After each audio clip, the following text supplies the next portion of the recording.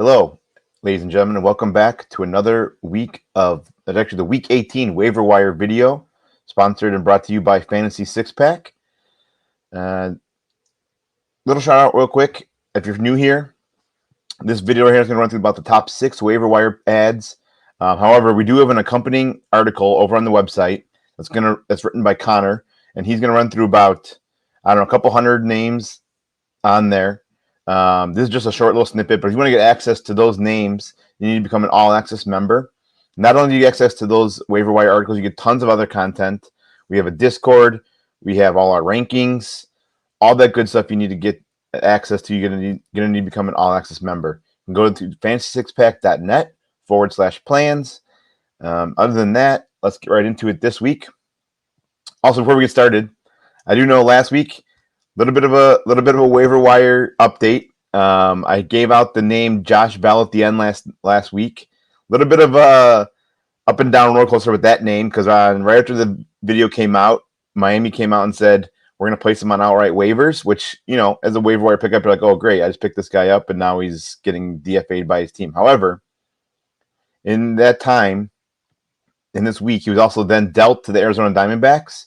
And then lo and behold, last night in his debut with Arizona Diamondbacks, 2 home runs. So that's the kind of content and name you're going to get from these videos.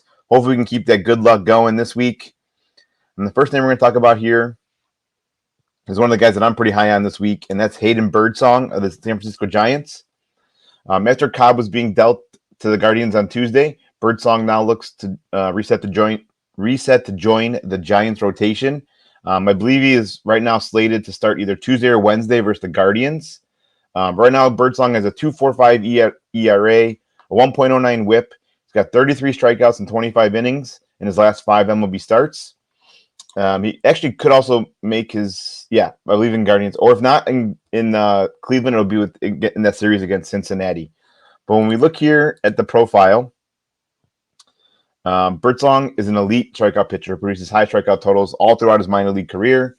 When we look at the numbers here, a lot of this he has not qualified yet, again, because he's only made 6 starts at the major league level. But we can see right now the above average fastball velo, both his expected ERA and expected batting average fall right in line, and suggest that the ERA and the WHIP should actually be able to fall in line with what they are right now. Maybe a slight uptick in the ERA, but again, with that strikeout totals, the abilities, look at the whiff and the K rate right now are right along those elite levels. K rate of 30%, a whiff rate of almost 35%, which ranks right near the top 1% of the league. Limits the hard hit rate, as well as induces a little bit above league average ground balls. So you can see right here that this is a very high upside pick. He also limits home runs, which is also great. He'll need to keep his walks in check, though, because again, you can kind of see it's right around 12%, which is not ideal for a starting pitcher. But I think a little bit more seasoning in the major leagues, and we can see him really excel and reach that upside. I'd definitely be looking to give Birdshot a song this week, especially in deeper leagues. But if you're looking for a streamer start this week, I would definitely look out for Hayden Birdsong this week, because I think he has some good upside. All right, now let's go to our next guy here. We're going to talk about another pitcher. This time we're going to talk about Gavin Williams of the Cleveland Guardians. Gavin Williams has held opponents to 3 runs or fewer in each of his last 5 starts. The right-hander has actually seen his strikeout rate uptick as well. He logged 17 strikeouts in his last 2 starts, which is obviously really good. And then after recording just 14 in his first 4 starts. So you can really see the almost same amount in just 2 less starts. He's cut his ERA down to 3.72. He's got a 1.34 WHIP, 31 strikeouts to 11 walks. He's currently in line for a home matchup this week against the Diamondbacks. Gavin Williams, had a really good start last year. Missed most of the season this year with injury. Looking to get back this year. Again, falls in line with the Cleveland Guardians pitching prospect. There's a few organizations that you can always count on for good starting pitching: Cleveland, Tampa, Pittsburgh, things like that. So I think Gavin Williams is definitely worth a grab. Even more so, even more than just a streaming option. I think a little bit more starts under his belt here. You can really get going. You can really become a really nice fantasy producer down the stretch here. Next guy we're going to talk about here is someone that actually gets a little bit more uptick only because of the acquisition that was made this week, and he was part of the trade deadline here. That's Tommy Pham. Tommy Pham returns to St. Louis, where he's actually had one stop before in his career, although Tommy Pham seems like he's played for many teams along his ride. But that's actually where he started his career, was in with St. Louis. But he was traded at the deadline from the White Sox, and he instantly made an impact when he hit a grand slam in his debut for the Cardinals. The veteran outfielder continued to produce. He had a 2-run double during a 3-hit performance in his next game. Pham has already hit safely in his last 5 contests and is batting .474 with a homer and 7 RBIs during those last 5 games. He seems to be one of these guys that excels.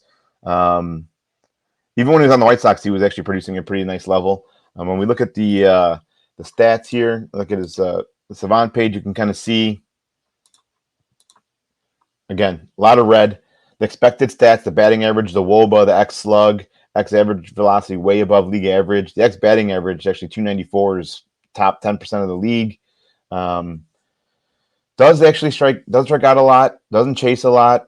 And he actually, he's got a really good outlook here. Right, the home runs and stolen bases, only got about half a season's worth of plate appearances, only 6 home runs, but does have 6 stolen bases. So I think in a lineup like St. Louis, he's not asked to be that number one producer where he was in Chicago. So I think this is definitely someone you can definitely grab right now. Ride the hot bat. He seems to be during one of his hot streaks, and then if you need to, you can always just drop him later on if he starts to falter. But I think with the move to St. Louis, this is a nice nice change of scenery for Tommy Pham, and I think he can be a solid producer here for your fantasy team.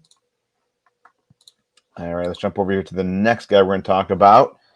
And lo and behold, what do you know? It's another top prospect from Baltimore's Orioles organization. There's a reason they were one of the top farm systems in last year and this year. But yeah, he was Baltimore's 3rd-ranked prospect. He's already joining a team full of basically all their top prospects right now, all graduating at the same time, which is perfect for them and perfect for that organization. Mayo has really good big power bat. He's done it for power in AAA, where he slashed 301, 375 with a 586. He had 20 home runs in 77 games for AAA this season, and will probably most likely continue that power bat in the majors here. It should translate pretty well. In his debut, though, yesterday he did go 0 for 2 with 2 walks, 2 strikeouts, and a run scored. But again, Jordan Westburg went down with a fractured hand, I believe, or fractured arm, and so he should be missing quite a significant amount of time. I'd look for Coby Mayo to get a lot of those at bats in that jacked lineup for Baltimore. And again, high upside pick here. Go on out there and grab him. See how he does for a top prospect. Next thing we're going to talk about here is yet another 3rd baseman, and that's going to be Jake Burger of the Miami Marlins. The 28-year-old Burger has been heating up at the plate lately. He's homered in back-to-back games while going 7 for his last 20, with 3 home runs in his last 5 games.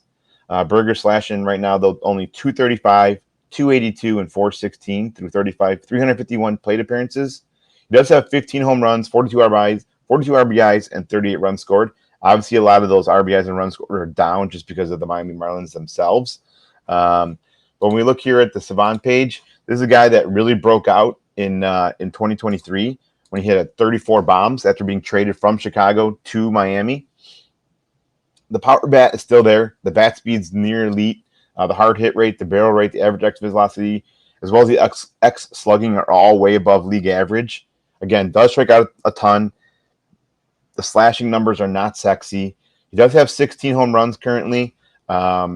He's obviously not going to hit the 34 again like he did last year, but I think you can easily reach 20, maybe even 25 the last 2 months of the season here. Miami's not going to be playing for anything, but I think he has enough to prove after only having 1 solid season at the major league level that if you need power output right now, put aside the averages and the ratios, I'd be looking to add Jake Burger because he could really give you a nice power boost here for the last 2 months of the season.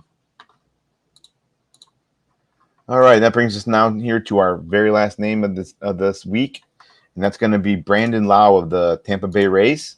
Lowe is showing signs of his power, but not quite over the fence power. He's gotten some extra base lately, extra base hits, doubles.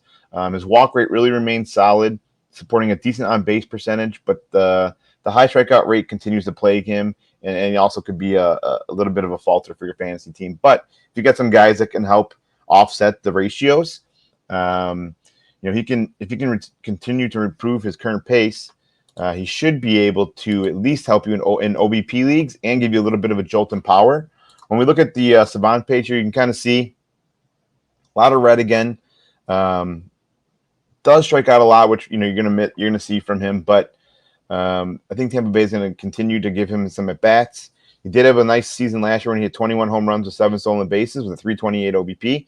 Again, currently right now he has a 348 OBP. So in OBP leagues, he can definitely give you a nice boost to your lineup. Depending on what league eligibility you have, he does qualify at both second base and outfield. So a little bit of flexibility there. I know second base can be a little bit of a dead area for fantasy teams. So if you need a second baseman right now, you might definitely look out for Brandon Lowe of the Tampa Bay Rays. But other than that, that's going to do it for this week's top 6 waiver wire ads. Like I said, if you want to get more access to some more names, maybe these guys were all added in your league, or you need some more deeper league names, jump on over to fansixpack.net. Check out Connor's article. And until next time, or next week, we'll talk to you guys later.